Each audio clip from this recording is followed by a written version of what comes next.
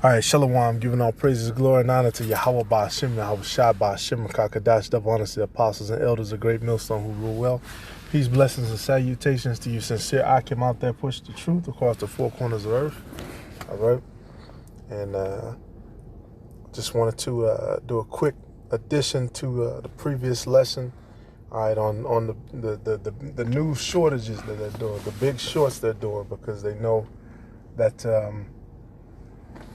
basically, on the economic level, people are starting to get fed up with, how the United States has dealt with this whole crisis. All right, so people are looking for new ways to make money. People are looking for new ways to get into the market, which not understanding that the entire game is rigged. And that's what the whole thing with the GameStop situation showed. The app people were using, they stopped people from buying a certain stock because they said that, it was being influenced by social media. All right. But when Esau does it, and they put all these billboards up and they put all these commercials and release all this information to manipulate prices and stuff, it's all good. But when people do it, allegedly, then it's something different. All right. And the same can be parallel in the Roman Empire. And this is Sirach 27:1. It said, many have sinned for a small matter, and he that seeketh for abundance will turn his eyes away. And that's us. That's everything with Esau, man. They were never the people of the covenant in the first place. All right, but looking at the beginning of America, where they at least pretended to have so-called Christian values, but now, they've completely turned their eyes away from any of that, which in their hearts, they never believe that stuff anyway. They just use that, to try to perpetuate an image about Americans and, the country, all that stuff. All that stuff was for show. All right, because we already know as the Black, Native American, and Latino people, the Israelites, we already know the so-called Black, Native American, Latino people, the Israelites, we know what the real deal was. All right, but for the world, they put on that show, but now they've completely turned their eyes away from any of that. All right, from even, presenting that. It says, as a nail sticketh fast between the joinings of the stones, so does sin stick close between buying and selling. All right, and that's ultimately what this man has been about. The buying and the selling, okay? What was the movie that came out a while ago, American Gangster, the buyer, the seller, the user. All right, Frank Lucas, he didn't get the drugs in the U.S. by himself. He had contacts in the military, probably had contacts in the government, okay? People who knew what he was doing, but they were getting paid off on the side. All right, for that little abundance, they turn their eyes. And when Esau does it, they really turn their eyes, because he was Jake. But they got him. They sent him away. These Edomites who did the same shit on 1,000 times greater levels, they still walking around free. All right, but these are the common coins of the Roman Empire. Now, if you look at the dates, the orus, that was the coinage, the orus, the gold. That's the gold, man. That's that beginning point. Then later on, the solidus. They switched over to the solidus, which if you look it up, the prices on the solidus begin to change and begin to change and change and change. Okay, it started off being a certain percentage of gold. I don't want to say the wrong percent, but just like now with the American coinage, okay, started off gold, silver, all right, debt notes or whatever, which a lot of these Edomites, they still have those coins. I went to a coin show, and these Edomites, they actually have that. They got silver that's out of, no longer in print or no longer being minted. Let me say it like that. Okay, older stuff, collector's editions. A lot of them have stuff going back to the 13 colonies of that money, which I'm not sure if it's worth anything at this point. Salaki. It's more of a collector's item probably, but they still have that. All right. then you see as the empire progresses, you got the denarius and all these other coins too. That you see that shine fades. That shine begins to fade. All right, that you ain't seeing that same gold as from the beginning. All right, and what does the scripture say? James 5:3.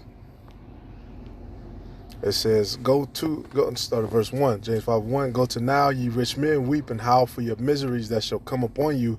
Your riches are corrupted, and your garments are moth-eaten. All right, and this man, their riches are going down. All right, because going back. All right, this is a pay stub from a Roman soldier. It said this Roman soldier's 19-year-old pay slave slip confirms the green weenie is immortal. Turns out that getting screwed over by the green weenie is a time-honored military tradition that dates back centuries. It says a 19-year-old scrap of papyrus proves that while warfare may change, the bureaucratic bullshit that comes with military life does not. A pay slip belonging to a Roman auxiliary soldier posted on Twitter earlier this month by archaeologist Joanne Ball shows that the imperial grunt was left penniless immediately after getting paid once the military recouped expenses for food, equipment, clothes, and the like. All right, and we know that the true intent is for them to be able to control buying or selling. So of course they're going to manipulate everything in the market. Okay, was that Revelation 13? If basically they have to take that mark, they got to take the chip. All right, if they want to buy or sell. And interestingly enough, Elon Musk has been vocal about, all this different stuff on Twitter, Bitcoin and all this other stuff.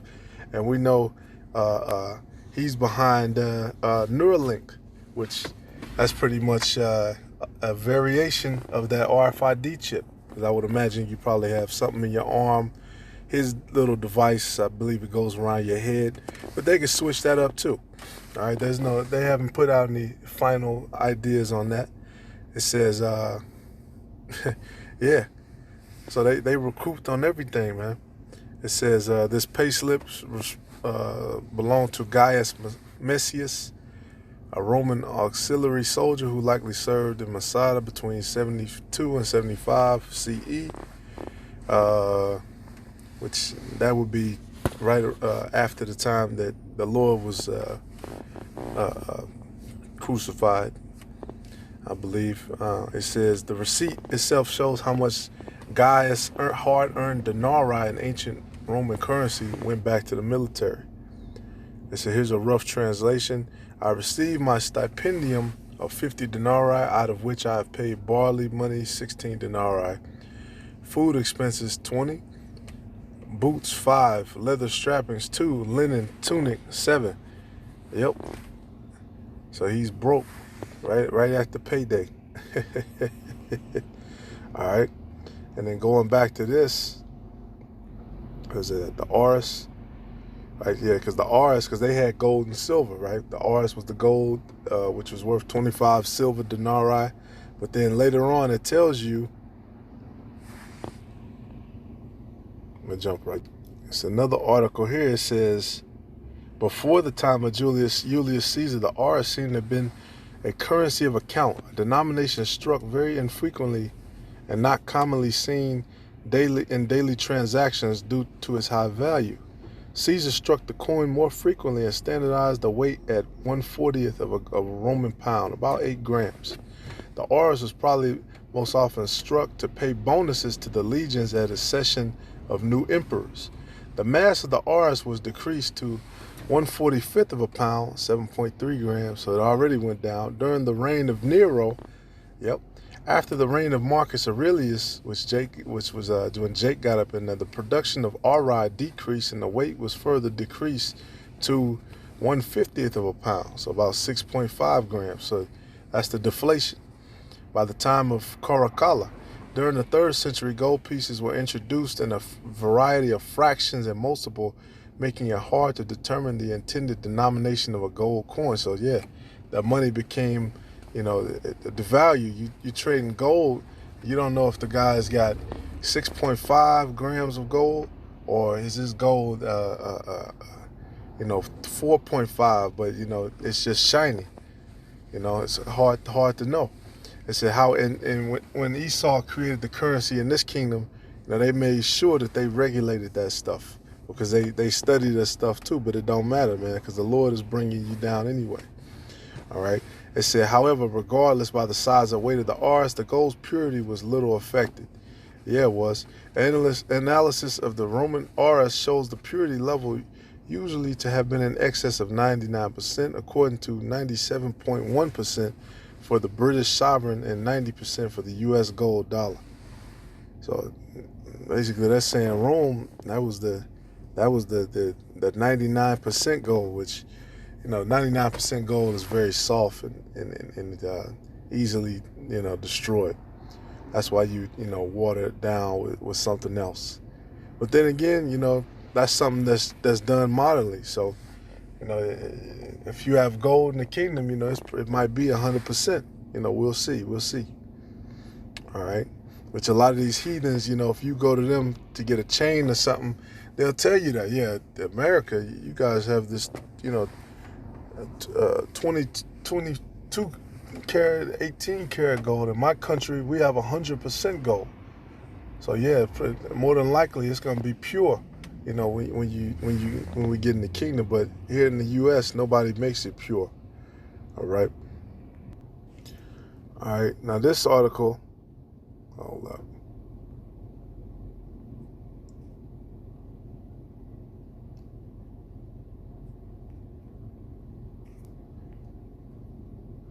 No, after the Rs was the Solidus.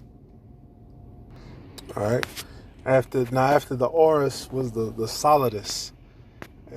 Interesting article. India Today, which shows that they studied Esau's history too. Said, did you know the word salary has nothing to do with money and everything to do with salt?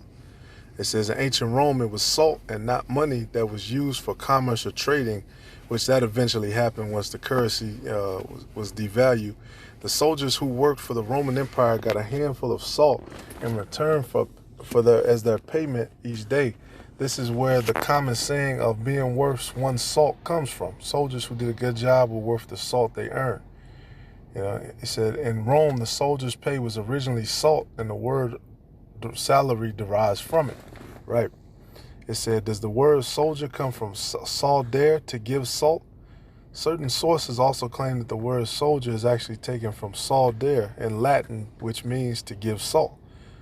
However, there is no solid proof of this connection, and modern research says that the connection might exist because the amount paid to the soldiers could have been specifically given to buy salt, or for guarding the famous salt roads, or for conquering salt supplies.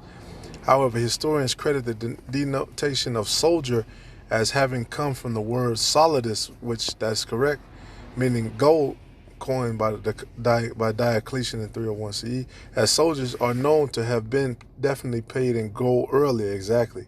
They started off paying them and they were getting paid gold, but then once that currency was devalued, then it began to go down and down all the way to the point where they had to be paid in salt. All right. The two, definitions are definitely mingled. All right. So, Lord willing, this is edifying. But now we're seeing, you're getting paid in American dollars. And here it is, they're playing with the price of it. They can print it anytime they want. All right. That's why we trust not in uncertain riches and only the Lord. All right. But this is James 5:3. I'm going to close it out. Your gold and silver is cankered, and the rust of them shall be a witness against you, and shall eat your flesh as if it were fire. Ye have heaped treasure together for the last days. All right. Behold, the hire of the laborers who have reaped down your fields, which is of you, kept back by fraud, crieth. That's us. And the cries of them which have reaped are entered into the ears of the Lord of Sabaoth. Ye have lived in pleasure on the earth and been wanton. Ye have nourished your hearts as in the day of slaughter. Ye have condemned and killed the just, and he doth not resist you. Be patient, therefore, brethren, until the coming of the Lord. Behold, the husbandman waiteth for the precious fruit of the earth, and have long patience for it until he received the early and latter rain. Exactly. Call Lord Yahweh Ba'Shem Yahweh Shai. Lord willing is edifying. Shalom.